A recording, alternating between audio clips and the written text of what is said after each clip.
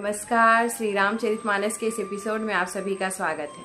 श्री रामचरितमानस की दिव्य चरिता जहाँ श्रद्धा, सत्संग और प्रभु कृपा से आत्मा अपना वास्तविक पथ खोज लेती है। गोस्वामी तुलसीदास जी जैसे जैसे श्री रामचरितमानस रूपी सरिता का वर्णन आगे बढ़ाते हैं, वैसे वैसे वे बाहरी कथा से अधिक मनुष्य के आंतरिक संसार की यात्रा का चित्रण करने लगते हैं। यह सरिता केवल जल की धारा नहीं बल्कि ऐसी आध्यात्मिक चेतना है जिसमें उतरकर मनुष्य अपने भीतर के संशयों, अहंकारों और भ्रमों को त्याग देता है। यहाँ पहुंचकर ज्ञान और भक्ति एक दूसरे के विरोधी नहीं रहते बल्कि एक ही सत्य के दो सुंदर स्वरूप बन जाते हैं।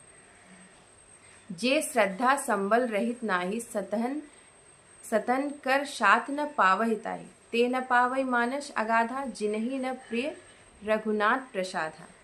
तुलसीदास जी अत्यंत स्पष्ट शब्दों में कहते हैं कि जिसके जीवन में श्रद्धा का आधार नहीं है और जिसे संतों का सानिध्य प्राप्त नहीं है, वह इस मानस सरिता की गहराई को कभी नहीं समझ सकता। बाहरी रूप से ग्रंथ पढ़ लेना और उसके वास्तविक भाव को आत्मसात कर लेना, दोनों में बहुत अंतर है। श्रद्धा वह दीपक है जिसके बिना ज्ञान का मार्ग भी अंधकार में प्रतीत होता है। श्रद्धा का अर्थ अंधविश्वास नहीं बल्कि सत्य को ग्रहण करने की विनम्रता है। जिस मन में केवल तर्क का अहंकार होता है वह हर बात को परखता है पर उसे जी नहीं पाता। इसके विपरीत जो हृदय खुला होता है वह प्रत्येक सद्विचार से स्वयं को समृद्ध करता चलता है।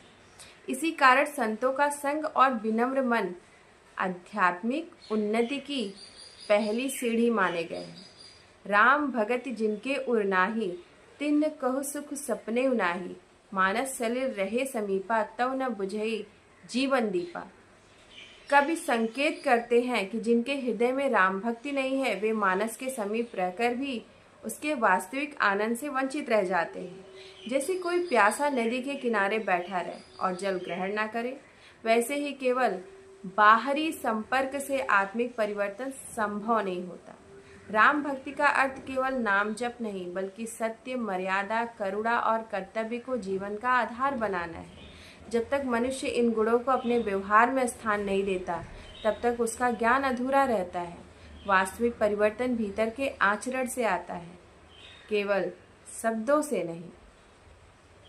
अति खल जे विषय पग कागा, एहि सर निकट न जाय अभागा, सम्मुख भेग सेवार समाना, इहा न पायहि सुधा रस पाना।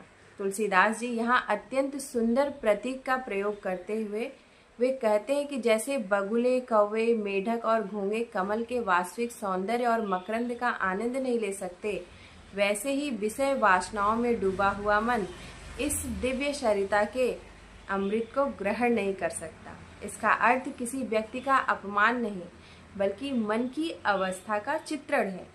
जब मन लोभ, क्रोध, ईर्ष्या और स्वार्थ से भरा होता है तब उसे श्रेष्ठ विचार भी साधारण प्रतीत होते हैं, किंतु जैसे ही भीतर शुद्धि का आरंभ होता है वही वाणी, वही ग्रंथ, वही कथा जीवन का मार्गदर्शक बन जाती है।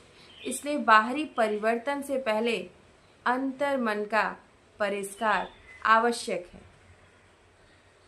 सत्संगति सुधा सरसी सुहाई, मिटे संशय मन मल हरि जाई, भव सागर के मध्य उजियारा, बने विवेक अमर आधार। मानस की यह धारा सत्संग से और अधिक मधुर हो जाती है। संतों का संग मनुष्य के भीतर जमे संशयों को दूर करता है और उसके मन के मलिन विचारों को धो देता है। जहाँ श्रेष्ठ विचारों का आदान प्रदान होता है वहाँ जीवन की दिशा बदलने लगती है। संगति मनुष्य के व्यक्तित्व को धीरे धीरे आकार देती है। जैसे सुगंधित पुष्पों के बीच रहने वाला वस्त्र स्वयं सुगंधित हो जाता है, वैसे ही श्रेष्ठ लोगों का साथ मनुष्य के विचारों को निर्मल बना देता है। यही निर्मलता आगे चलकर विवेक का रूप लेती है और वही विवेक कठिन परिस्थितियों में भी सही मार्ग चुनने की शक्ति देता है।